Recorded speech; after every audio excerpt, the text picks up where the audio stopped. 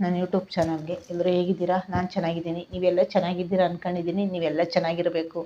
ನಿಮ್ಮೆಲ್ಲರಿಗೂ ತಾಯಿ ಚಾಮುಂಡೇಶ್ವರಿ ಆಶೀರ್ವಾದ, ತಾಯಿ ಭುವನೇಶ್ವರಿ ಆಶೀರ್ವಾದ ಇರಬೇಕು ನಮ್ಮ ಕರ್ನಾಟಕದ ಜನದ ಮೇಲೆ. ನಮ್ಮ ಕರ್ನಾಟಕದ ಜನದ ಸಪೋರ್ಟು ನಮಗೂ ಇರಬೇಕು ಅಂತ ನಾನು ಕೇಳ್ಕೊತೀನಿ.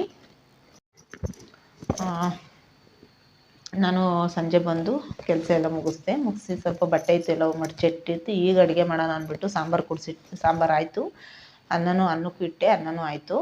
ಇವಾಗ ಸ್ವಲ್ಪ ಒಂದು 2 ವಿಷಯ ಅನ್ನ ಆಗ್ತಾಯಿದೆ ಸ್ಟವ್ ಮೇಲೆ. ನಾನು ಒಂದೆರಡು ವಿಷಯ ಮಾತಾಡಬೇಕು ಅಂದ್ಬಿಟ್ಟು ಕೂತಿದ್ದೀನಿ. ಯಾಕಂದರೆ ಅಲ್ಲಿ ಅಡುಗೆ ಆಗ್ತಾಯಿದೆ. ನನಗೆ ಈ ವಿಷಯ ಕಿವಿಗೆ ಬಿದ್ದ ಮೇಲೆ ಅದು ನಾನು ತಿರುಗಿಸ್ಕೊಡ್ಬೇಕಲ್ವ.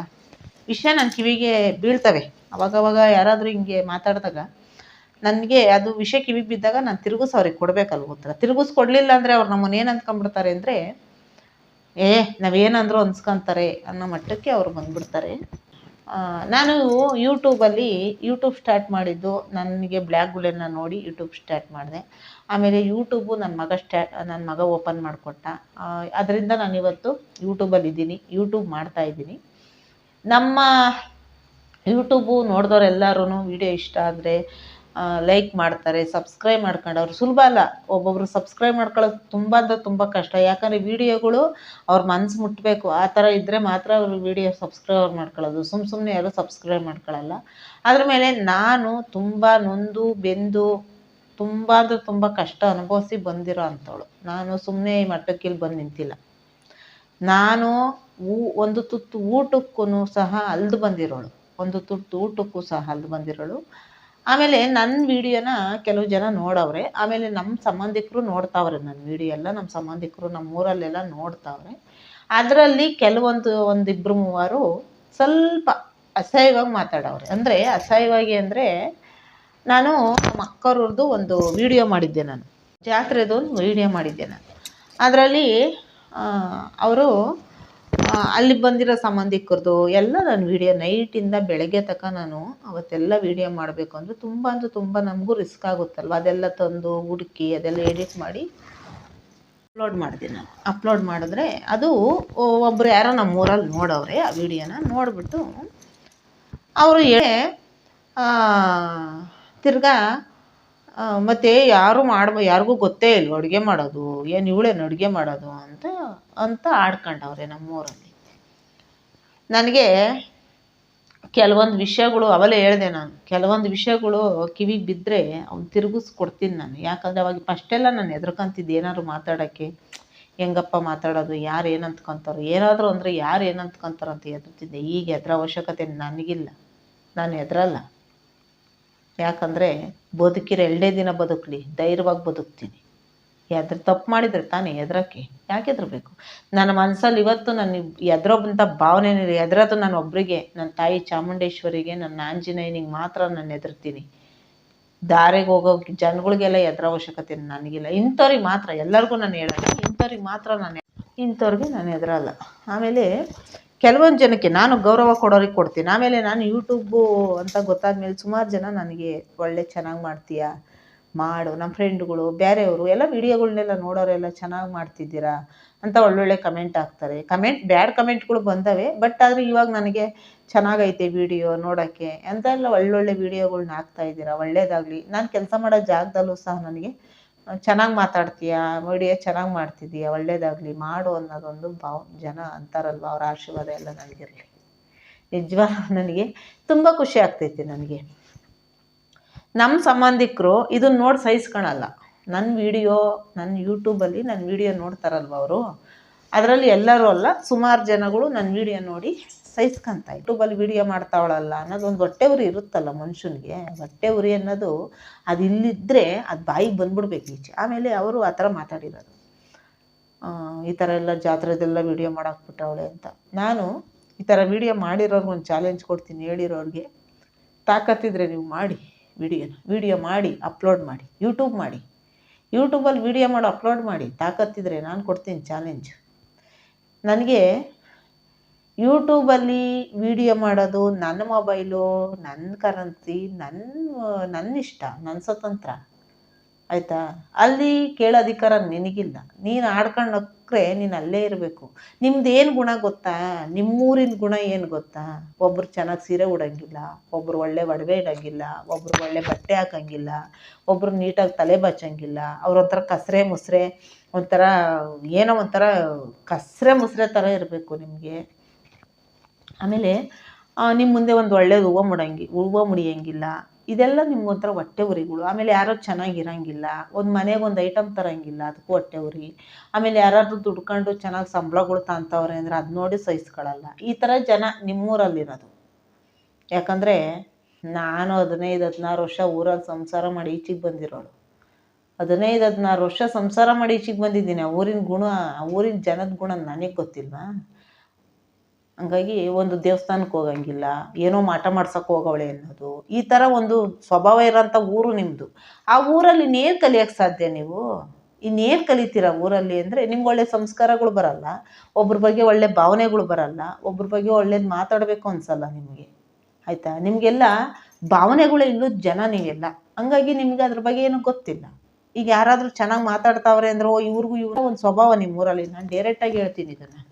ಹಂಗಾಗಿ ನಿಮ್ಮ ಬಾಯಲ್ಲಿ ನಿಂತ ಭಾಷೆ ಬರುತ್ತೆ. ನಿಮ್ಗೆ ಅವೆಲ್ಲ ನೋಡಿದಾಗ ಹೊಟ್ಟೆ ಉರಿ ಬಂದ್ಬಿಡುತ್ತೆ.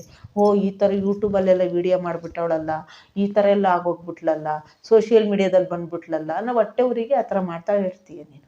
ಯಾಕಂದರೆ ನೀನು ಮಾಡೋ ವೀಡಿಯೋನ. ಆಮೇಲೆ ನಾನು ಇನ್ನೂ ಒಂದು ಹೇಳ್ತೀನಿ, ನಾನು ಓದಿಲ್ಲ. ನಾನು 1ನೇ ಕ್ಲಾಸು ಓದಿಲ್ಲ, ಬರೀ ಕನ್ನಡ ಅಷ್ಟೇ ನಾನು ಓದೋದು. ನನಗೆ ಕನ್ನಡ ಓದ್ಬಿಟ್ರೆ ಬೇರೆ ಭಾಷೆನೂ ಬರಲ್ಲ, ಬೇರೆ ನನಗೇನು ಬರಲ್ಲ. ಕನ್ನಡ ಅಷ್ಟೇ ನನಗೆ ಗೊತ್ತಿರೋದು. ಕನ್ನಡ ಒಂದು ಭಾಷೆನೇ ನನಗೆ ಗೊತ್ತಿರೋದು. ನಾನು ವೀಡಿಯೋದಲ್ಲೇ ನೋಡ್ತೀನಿ. ನೀನು ಓದಿದೆಯಲ್ಲ, ನೀನು ಮಾಡು ವೀಡಿಯೋನ, ಮಾಡಿ ಅಪ್ಲೋಡ್ ಮಾಡು. ಇನ್ನೊಬ್ಬರು ನೋಡಿ ಯಾಕೆ ಆಡ್ಕೊಂತೀಯ? ಯಾರಾದರೂ ಒಬ್ಬ ಹೆಣ್ಮಗಳು ಮೇಲಕ್ಕೆ ಯಾರನ್ನ ಹೆಣ್ಮಗಳು ಏನೋ ಒಂದು ಮಾಡ್ತಾವಳೆ ಅಂದ್ರೆ ಸಪೋರ್ಟ್ ಮಾಡು ತಾಕತ್ತಿದ್ರೆ. ಇಲ್ಲಾಂದ್ರೆ ತೆಪ್ಪನ ಮೂಲೆ ಕೂತ್ಕ. ಏನಕ್ಕೆ ನಿನಗೆ ಮಾತು? 4 ಮಕ್ಳಿಗೆ ಪಾಠ ಹೇಳಿರೋ ದೊಡ್ಡ ಮೇಡಮ್ ಆಗಲ್ಲ. ಸಂಸ್ಕಾರ ಕಲಿ. ಏನಂತ ಹೇಳ್ಕೊಡ್ತೀಯ ಪಾಠನ?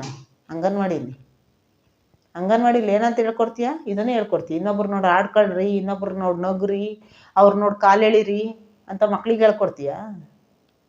ನಾನು ಇದನ್ನು ಡೈರೆಕ್ಟಾಗಿ ನಿನಗೆ ಹೇಳ್ತಾ ಇದ್ದೀನಿ. ಯಾರಿಗೆ ಹೇಳ್ತಾ ಇದ್ದೀನಿ ಅಂತ ವಿಡಿಯೋ ನೋಡೋರಿಗೆ ಗೊತ್ತಾಗ್ಬೋದು. ಆಯಿತಾ. ಇನ್ನೊಬ್ರನ್ನ ನೋಡಿ ಆಡ್ಕೊ. ನಿನ್ನಿಂದ ನನಗಾಗಬೇಕಾದ ಅವಶ್ಯಕತೆ ಇಲ್ಲ. ನೀನು ನನಗೇನಾಗಬೇಕು, ನನಗೇನು ಸಂಬಂಧ ಅಂತ ನಾನೇನು ಹೇಳ್ಕೊಳಕ್ಕೆ ಇಷ್ಟಪಡಲ್ಲ. ಯಾಕಂದರೆ ನನಗೂ ಹೇಳ್ಕೊಳೋ ಅವಶ್ಯಕತೆ ಇಲ್ಲ. ಆಯಿತಾ. ನನ್ನ ಮೊಬೈಲು, ನನ್ನ ಕರೆನ್ಸಿ, ನಾನು ಮಾಡ್ತೀನಿ. ನೀನು ತಾಕತ್ತಿದ್ರೆ ಮಾಡು, ಚಾಲೆಂಜ್ ಕೊಡ್ತೀನಿ ನಿನಗೆ. ಆಯಿತಾ. ಯಾಕೆ ಆಡ್ಕೊಂತೀಯ? ನೋಡಬೇಡ ನೀನು ವೀಡಿಯೋನ. ನನ್ನ ವೀಡಿಯೋ ನೀನು ನೋಡಿ ನನಗೇನಾಗಬೇಕು? ನನ್ನ ಖುಷಿಗೆ ನಾನು ಮಾಡಿದ್ರೆ ನಿನಗೇನಾಯಿತು ಸಂಕಟ? ಹೊಟ್ಟೆ ಗುರಿ ಬಿತ್ತಾ? ನೋಡು, ನೀನು ಮಾಡು.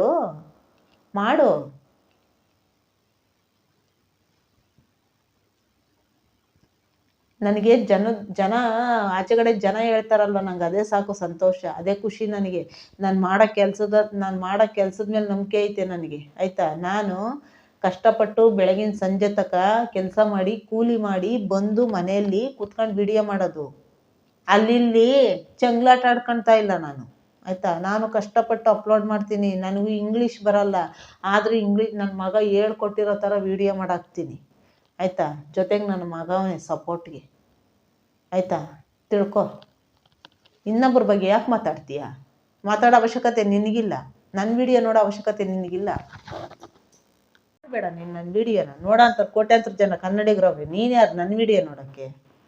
ನೀನು ನೋಡಲಿ ಅಂತ ನಾನೇನು ವೀಡಿಯೋ ಮಾಡಿಲ್ಲಲ್ಲ. ನಿನ್ಗೆ ಯಾರು ನೋಡೋಕೆ ಹೇಳಿದ್ದು ವೀಡಿಯೋನ?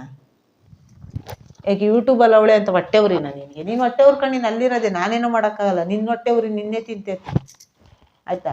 ಅಸೂಯೆ ಪಟ್ಟವ್ರು ಯಾರು ಏನೂ ಮಾಡೋಕ್ಕಾಗಲ್ಲ. ಅಸೂಯೆ ಪಡ್ದಂಗೆ ಬದುಕಬೇಕು ಮನುಷ್ಯ.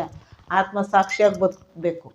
ಪರಮಾತ್ಮ ಮೆಚ್ಚಂಗೆ ಬದುಕಬೇಕು. ಮನಸ್ಸಾಗಿರೋದು ಆತ್ಮ ಪರಮಾತ್ಮ, ಅದು ಮೆಚ್ಚಂಗೆ ಬದುಕಬೇಕು ಮನುಷ್ಯ. ಇನ್ನೊಬ್ರು ನೋಡಿ ಹೊಟ್ಟೆ ಉರ್ಕೊಳ್ಳೋದು, ಇನ್ನೊಬ್ರು ನೋಡಿ ಆಡ್ಕೊಳ್ಳೋದು, ಇನ್ನೊಬ್ರು ನೋಡಿ ಯಾವಾಗಲೂ ಎರಡೊತ್ತೊಂದು ಸಿಡ ಅನ್ನೋದು, ಅವೆಲ್ಲ ನನಗೆ ಬರಲ್ಲ. ನಾನು ಸಿಟಿಲಿ ಬದುಕ್ತಾ ಇರೋದು, ಸ್ಮೂತಾಗಿ ಬದುಕ್ತಾ ಇದ್ದೀನಿ. ಒರಟೊಟ್ಟಾಗಿ ಭಾಷೆ ಮಾತಾಡಲ್ಲ. ಯಾಕಂದರೆ ನಮ್ಮಮ್ಮ ನಮ್ಗೆ ಒಳ್ಳೆ ರೀತಿ ಸಂಸ್ಕಾರ ಕೊಟ್ಟು, ನಮ್ಮ ಅಣ್ಣ, ನಮ್ಮಮ್ಮ, ನಮ್ಮಪ್ಪ ನಮ್ಗೆ ಒಳ್ಳೆ ಸಂಸ್ಕಾರ ಕೊಟ್ಟು ಬೆಳೆಸವ್ರೆ.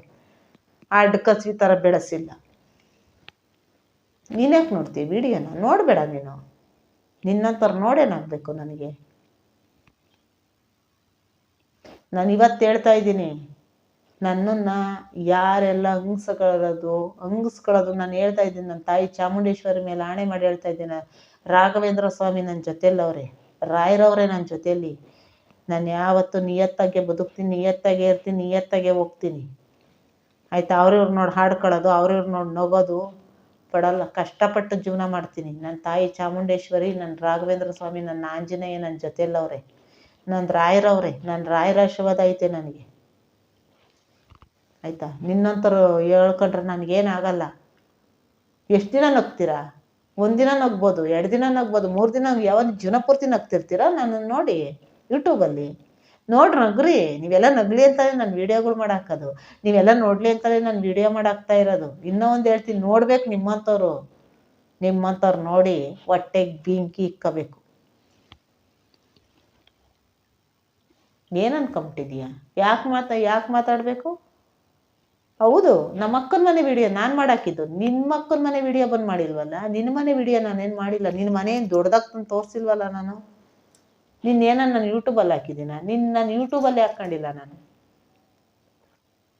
ದೊಡ್ಡವ್ರು, ಚಿಕ್ಕವರು, ವಯಸ್ಸಾದವರು, ಮಕ್ಕಳು ಬೆಲೆ ಕೊಟ್ಟು ಮಾತಾಡಿಸ್ಬೇಕು. ಅವ್ರು ನಮಗಿಂತ ವಯಸ್ಸಾಗಿ ದೊಡ್ಡವರ ಚಿಕ್ಕವರ ಗೊತ್ತಿರಲ್ಲ. ಬೆಲೆ ಕೊಟ್ಟು ಅವ್ರಿಗೂ ಅವ್ರದ್ದೇ ಆದಂಥ ಗೌರವಗಳು ಇರ್ತವೆ ಮಾತಾಡ್ಸೋಕ್ಕೆ.